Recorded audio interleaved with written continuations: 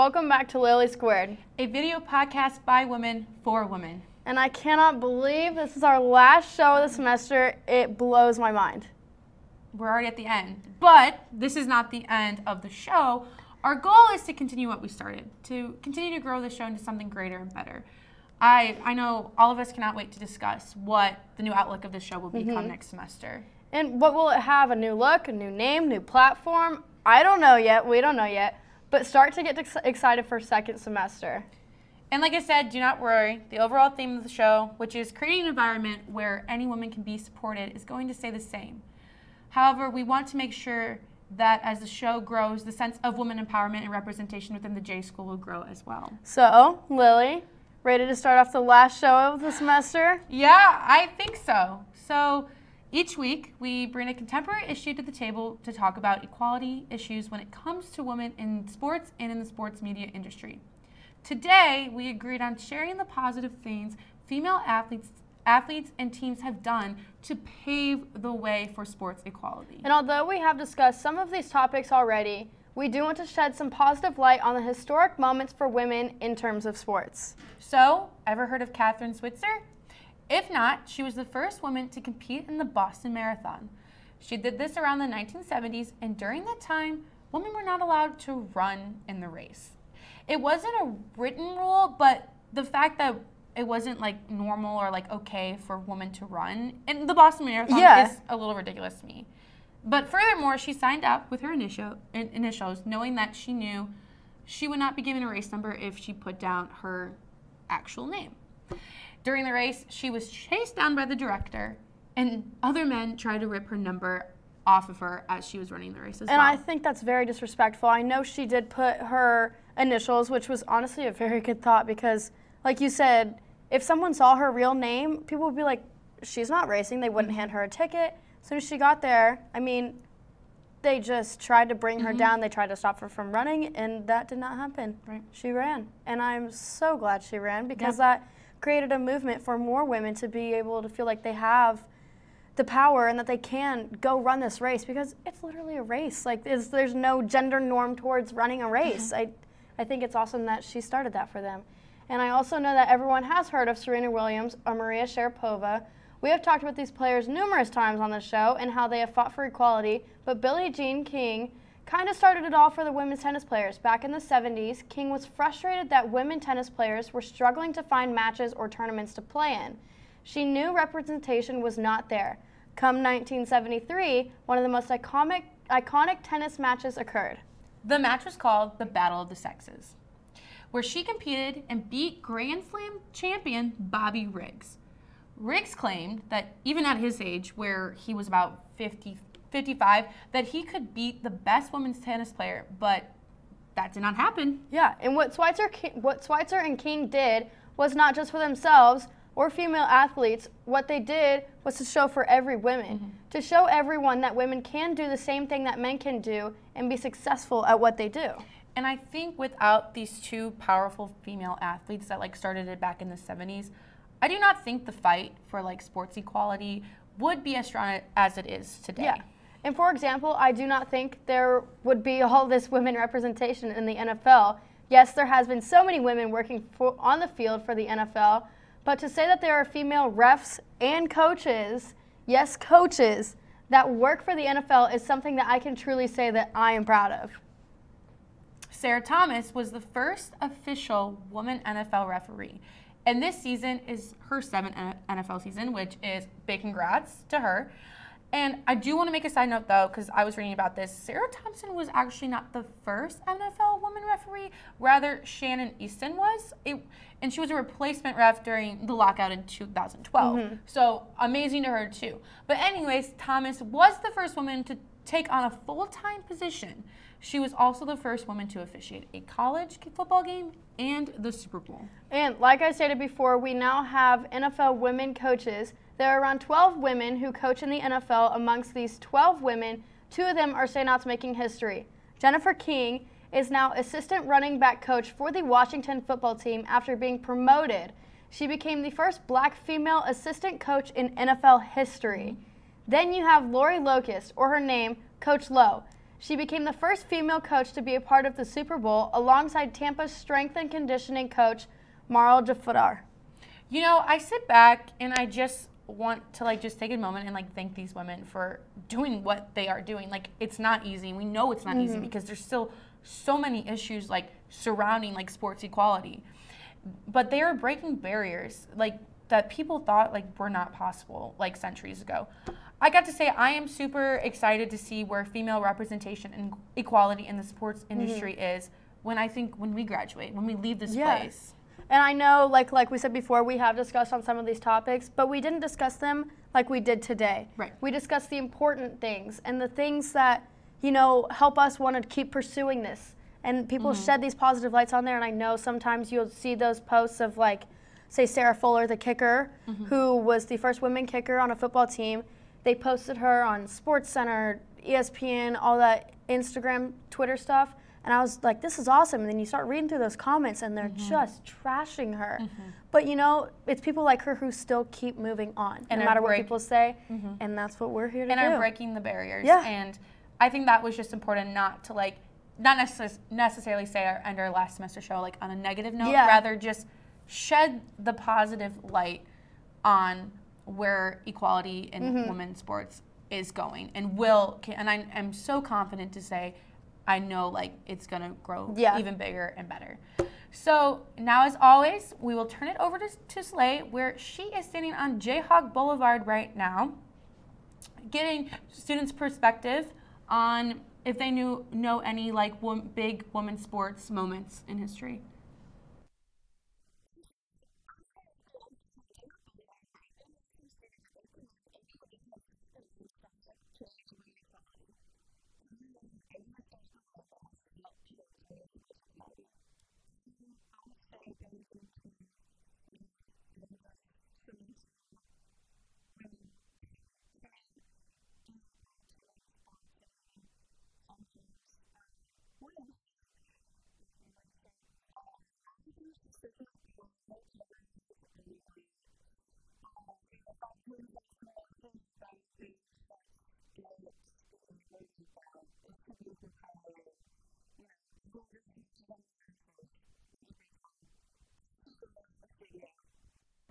Thank you for that, Slay.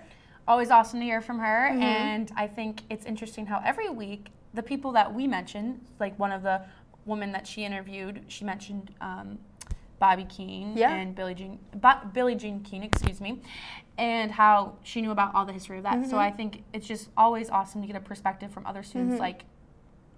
They know what's going on. They know the history of everything. Yeah, and we're not the only ones in here every week talking about it. There's other people that know what we're doing. So exactly. I'm glad for that. So now we will take a quick break, but when we come back, Soleil got the opportunity to sit down and interview Bubba McDowell.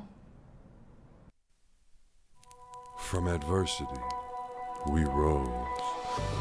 We made history and became pioneers, voyagers, champions, Jayhawks.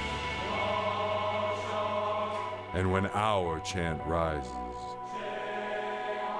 haunting and hallowed,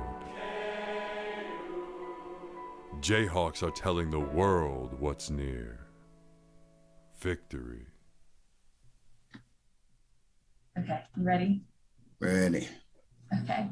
Welcome back to another week of LillySquared. I'm Soleil Rucker, and I am here with Bubba McDowell, a former Houston Oilers player and Carolina Panthers. Buddy, Bubba, how are you today? Well, I'm doing well, lady. How are you doing? I'm doing great. Thank you so much for being here. My pleasure. First, I'd like to say congratulations on being announced as the interim head coach for Prairie View A&M. Can you express your emotions right now? I'm excited. This is my third time there as an interim. So hopefully I'm going to get a real good look, serious look, should I say, this time. And I think, if I do that, then I can go ahead and secure this head job, if I get a chance at it. Absolutely. With this position now, what are you going to focus on moving forward with the program? Well, Coach Dooley left our program in a real good spot. Continuity with the guys, building from 4 years that he was there, academically, where we got our academic APR back up where it needs to be for so that we can have all our kids out there practicing every day, and that was a big deal because that's what got us going through the year through COVID as well, and then sustained us all the way through the year so we can actually play in a SWAC championship game, and what I want to do is continue to build off that, what he started, and then go play him next year, and right championship. Absolutely. How the transition from being a player to coaching, what made you want to go coaching? I have no idea. As I said I would never do coaching. When I stopped playing, I told my Achilles tendon with at Carolina, I said I would never stop playing. I would never coach because one, I saw the hours that, it takes to be a coach, the dedication. And I just had Trey, my youngest at the time, my oldest one, should I say at the time. And, I was like, nah, I got to be around my kids. Then Alonzo Highsmith, he said, look, man, I started training kids just in my spare time, with some agents, getting high school kids ready for the upcoming season. And then also some college guys, getting them ready for going into the draft. And you're like, man, you sure you don't want to coach? And he was just try it. So his dad was, Walter Highsmith was his dad over at Texas Southern at the time, and went over there and under Bill Thomas and wanted to do it. I just wanted to do it, just intern, see how I like it. And I interned for actually 4 years and ended up loving it.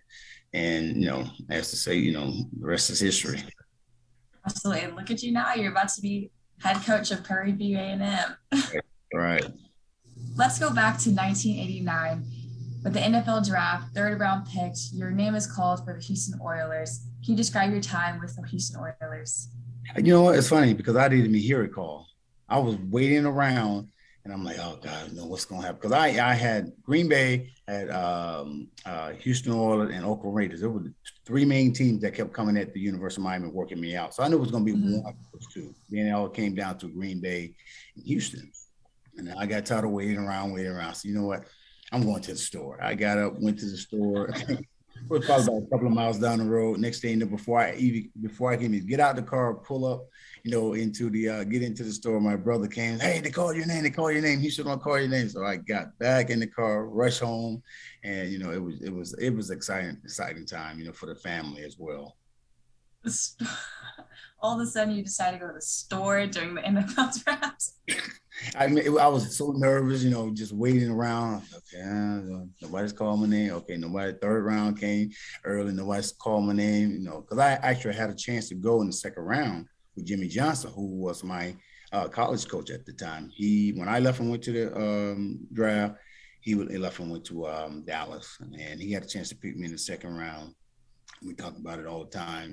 He's like, man, that was the worst mistake I ever made, because every time they played us, Dallas played us, whether we was in Houston or at Dallas, I always had a good game against him. Absolutely. I mean, throughout your career, it seemed incredible. You finished with 17 interceptions and 10 forced fumbles. Tell me how you transitioned to not being in the 1st round pick, and you end your career with being one of the Oilers' key defensive players. How did that happen? Well, just hard work. And I think majority of that hard work came with good guys around me. Chris Dishman, Richard Johnson, Steve Brown, Ernest Giving, who gave me, the best advice, when I was there, especially coming in as a rookie, just go with the flow. That was one of the best advice they told me, to go with the flow. And I also had Nick Saban, who was my coach the first 2 years there as well. And man, part of my rookie year, he's like, look, man, he said, I remember one game in, it was in Chicago playing against the Bears, and I made 2 bad mistakes, and he's like, oh, hey, Jerry Glanville's getting ready to take you out, man. And I told him, no, don't do it. He's gonna make a play. I ended up making 2 plays, interception and a forced fumble. And from that point on, it was just me listening to those older guys and then applying it every day, watching film and continuing to work out. Absolutely. Well, you finished your career with an excellent ending. Thank you. Do people come up to you when you talk about the Oiler days? I'm sorry, say it again. How often do people go up to you wanting to talk about the Oilers days? Oh, quite a few. Oh, quite a few. I don't have enough fingers to count. I mean, when I'm out on the street, and then, just out, or sometimes eating, if they recognize me, some of them be like, oh, should I go up there? Should I not? Mhm. And I'm like that type of guy. Hey, you can come up to me, approach me anytime, eating or not. I'm that guy. I'm not gonna get mad or anything. But then plus my kids, at the university. Even when I was at the high school, they're like, oh, coach, we just saw you on TV, the Buffalo game. And that was the one, the great comeback, so, we just saw you with the, the 30 for 30, so it was one of them deals where it was, great, just to be a part of two special teams like that, and again, just to show the young guys, anything is possible, as long as you get, do the hard work. Hello, everyone. I'm your host, Lily Wachowski, bringing you this week's latest NFL recap. Man, it's week 13, and I'm not kidding. I swear it was only like week 6 a couple days ago. But here we are. The playoff picture is extremely close to being set, and I have to say it is definitely a fight and a race for the #1 spot on both the NFC and AFC sides. I think it's way too early to call who will be sitting at the top when playoffs come around and regular season play ends, but I know no team is giving up that fight yet. Everyone wants that bye week. Okay, let's get off track for a second and talk about Detroit. Yes, I said Detroit, and how they ended their perfect season. And no, not a perfect winning season, rather a perfect losing season. The Lions faced the Vikings on Sunday, and all odds were to the Vikings winning this game after they were coming off a good win against the Green Bay Packers. However, Detroit had other ideas. In the first half, Goff threw 2 touchdowns to put the Lions ahead by 14 points. However, in the second half, Jared Goff turned over the ball twice, helping the Vikings and making the game come down to the wire. During the end of the fourth quarter, the QB led the Lions on a 75-yard drive without a timeout. Then it happened. Jared Goff dropped back, looked for a rookie wide receiver, threw a quick pass against a 3-man rush, and touchdown. Ford Field could finally erupt in celebration because the Lions had finally won. Now let's continue on with the theme of dramatic endings. And another dramatic ending comes from the Steelers and Ravens game. This game was a must-win for the Steelers, as their playoff hopes would be perished if they lost to the Ravens. By the end of the game, the Ravens were 1 point away from sending the 19-20 game into overtime. All they needed to do was use their star kicker, Justin Tucker, to complete the extra point. But no. Their coach went all in and made the decision to go for 2. Lamar attempted to hit tight end Mark Andrews on the right side, but the pass was just inches out of reach and deflected off of Andrews' fingers and fell to the ground, and the 2-point conversion was no good. Then all it took was Big Ben to kneel down for the Steelers to claim their victory and to keep their playoff hopes alive. I do want to mention that there were also a lot of takeaways from the Steelers' gritty performance, and credit has to go to TJ Watt and the Steelers' defense. TJ Watt brought the pressure against Lamar Jackson all game. He finished with 6 tackles, 3.5 sacks, and ultimately held the Ravens to 19 points and gave Pittsburgh that fighting chance. Now, coming into the NFL where the wind eliminates the pass game, definitely, in my opinion, makes watching the game more worthwhile. This was the case when it came to the Patriots versus Bills game last night. In the first half, the Patriots only attempted 1 pass. The other 23 plays came from the ground for 149 yards with an average of 6.5 yards per carry. The unfortunate thing was that the Bills cannot effectively match the Patriots' run game. On average, the Bills had 4 yards per carry and only had 19 carries for 60 yards. The run game eventually caught up to the Bills as they were unable to convert any points within the fourth quarter. They had one last drive attempt, but a false start by the offense and 2 deflected passes by the Patriots defense had resulted in the Bills turning over the ball with only a few seconds left to play. All Mac Jones had to do was snap the ball one last time to seal the Patriots' victory. All right, y'all, that's all I have for this Week 13 NFL recap. I do want to say thank you for tuning in every week to allow me to give you the latest NFL news. Now over to Lily as she will give you her latest NFL fantasy pickups.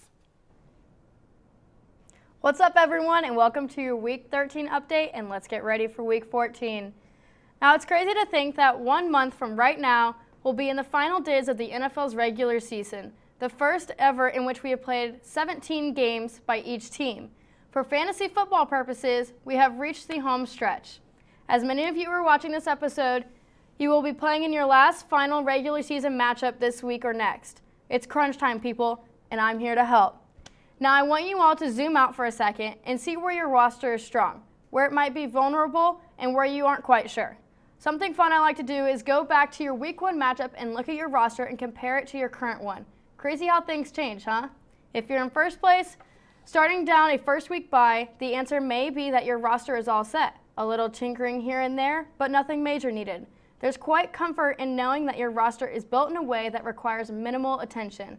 But if you're desperate for that win to push you into playoffs or give you that first week playoff bye, then you've come to the right person. Some teams to note that have a bye this week are the Indianapolis Colts, Miami Dolphins, New England Patriots, and the Philadelphia Eagles. Now let's head straight into our waiver pickups one last time for this year. Sad moment.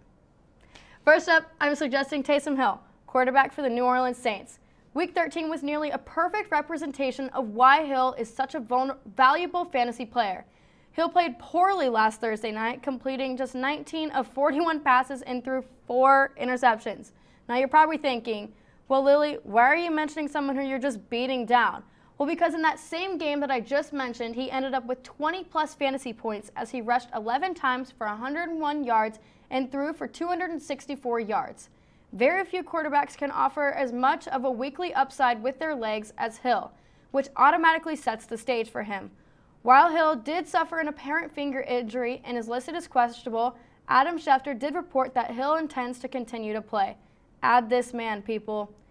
Up next, I am suggesting JaMycal Hasty, running back for the San Francisco 49ers. When Elijah Mitchell started to experience concussion-like symptoms Monday, after briefly leaving the game Sunday, which at the time he had cleared concussion protocol and re-entered the game, which on a side note, from personal experience, is not a good idea. And I repeat, not a good idea. With that concussion, it's leaving Mitchell's status for Week 14 in doubt. Jeff Wilson Jr. had a knee injury flare-up, and Trenton Cannon suffered a concussion on a scary play early in the game, leaving Hasty the only healthy back on their roster as of right now. The 49ers will work out runners this week, and it's possible they'll have one or more of their banged-up backups available. But as of right now, I am expecting a legitimate role for Hasty to take on. Up next, I suggest Russell Gage, wide receiver for the Atlanta Falcons. Funny story, actually. A couple weeks ago when I was home for Thanksgiving, I was showing one of my guy friends my roster, and he was like, yo, you got to add Russell Gage. And I was like, who is Russell Gage? Well, I added him because I trust my former football player friend, and to my surprise, that next week I needed a wide receiver, so I started him, and homie got me 22 fantasy points. With 12 targets, 11 receptions for 130 yards, I was thoroughly impressed. The Falcons tend to be a pass-heavy team going forward since they traded away Julio Jones. Gage right now is the best bet amongst their wide receivers to deliver fantasy-wise. Last big mention I have for y'all is Sonny Mitchell, running back for the Los Angeles Rams. When Darrell Henderson Jr. did dress out for the game in Rams in Week 13, he was literally a non-zero factor with no touches, did not do anything to help the team. I suspect Henderson was an emergency option while he continues to nurse an injury that kept him out of practice for 3 days in the past week. Mitchell is a value add when Henderson is limited and potentially unavailable again in Week 14 or in the future. In just Week 13, Mitchell handled 24 rushing attempts and added 4 targets in Week 13 for 121 yards and 1 touchdown. He's a must-add in the event that Henderson does not play, but do keep an eye out for that. All right, guys, that's all I have for you this year. But I do encourage anyone who has any fantasy questions or comments to hit me up on my Instagram handle down below. Or maybe if you just want to talk about sports, you already know I'm always here for it. We are going to go into a short break that will feature a Good Morning Playmakers tease, but after the break, we will be right back.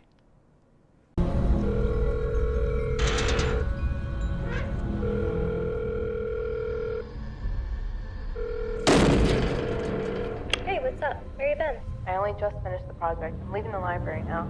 All right, text me when you get home. Good night. Stay safe. Good night.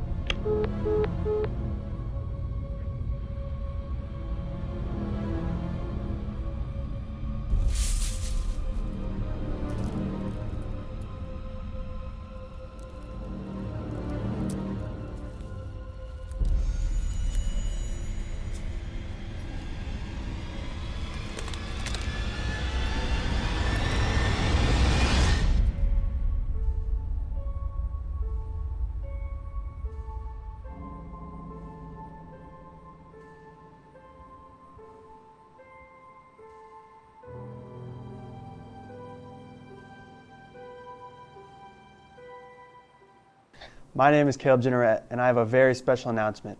Next semester, me and my all-star cast will be hosting the new show, Good Morning Playmakers, where we take the biggest headlines in sports and take a deep dive into what they mean and what we all think about them. Before I get any further, let's introduce the host. Starting off with the host of Playmakers and host of Live with Liv, Olivia Misek. Next up, we have the host of the KU Sports Podcast, Wave the Wheat, and sports writer for the University Daily Kansan, Jackson Reed. Someone who's usually behind the camera, producer of Playmakers, the biggest sports show on campus, Maya Peterson. Also joining the cast is co-producer of Playmakers, Rookie Takeover, and queen of hot takes, Anna Ambrose. And then there's me, analyst on Playmakers and host of the podcast, Baby Takes. We are very excited to bring this show to the studio next semester and cannot wait to get started. From the cast of Good Morning Playmakers, see you next year. Like I said, I and Lily said in the beginning of this is the beginning of the last show of the semester. However, I know I can speak from all of us and that we are so grateful for this opportunity. It is so amazing to think about how we were able to start something new and not just a new sports show, rather a show that shows the true meaning of women empowerment. And I'm so thankful for being given the opportunity and meeting you guys through this class and the show, and that you guys had the same thoughts and the same passion and drive that I did for sports. And so I'm thankful that they were on board with me and we all created this together and we actually ran with it. We didn't just have this idea and it stopped there in class. We went for it and we're here now. And that when I look back on our first show, it happened. It happened.